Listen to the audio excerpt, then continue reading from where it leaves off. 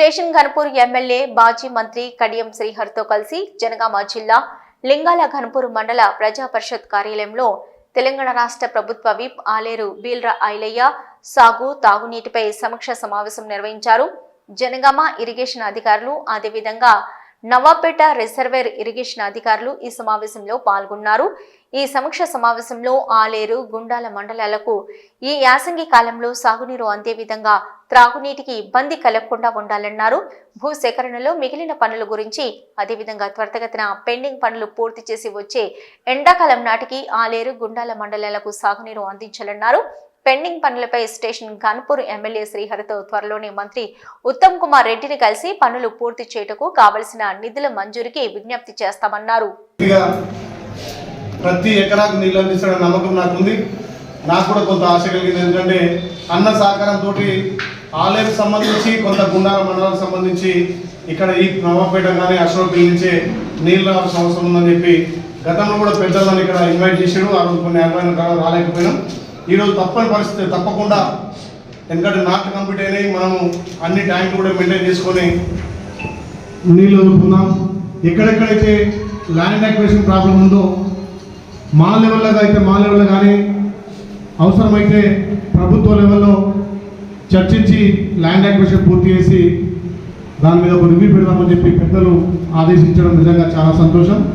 దానికి పెద్దలు ఆర్డీఓ గారు, ఎస్సీ గారు, దేవాలయ కమిటీ చైర్మన్, మీడియా మిత్రులు, ఇరిగేషన్ శాఖ అధికారులందరూ వచ్చేందుకు చాలా సంతోషం.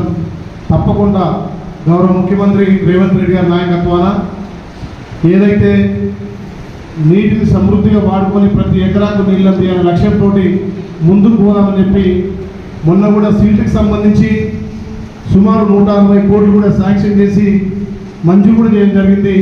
అది కూడా పనులు ఎంతవరకు వచ్చాయో మరి అధికారులు చెప్తే దాంట్లో కూడా ఏమైనా ఆలస్యం అయితే తప్పకుండా మా వంతుగా ఆ రైతులతో కానీ అక్కడటువంటి నాయకులతో మాట్లాడి త్వరితగతిన పనులు కావడానికి మా వంతు ప్రయత్నం చేస్తాం.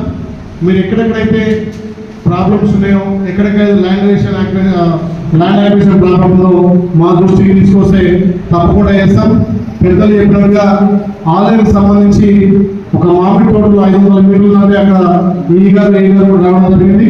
అతనితో మాట్లాడి అవసరం అయితే నేను చేపించి డబ్బులు ఇస్తానని చెప్పి ఆ రైతులు ఒప్పించడం జరిగింది.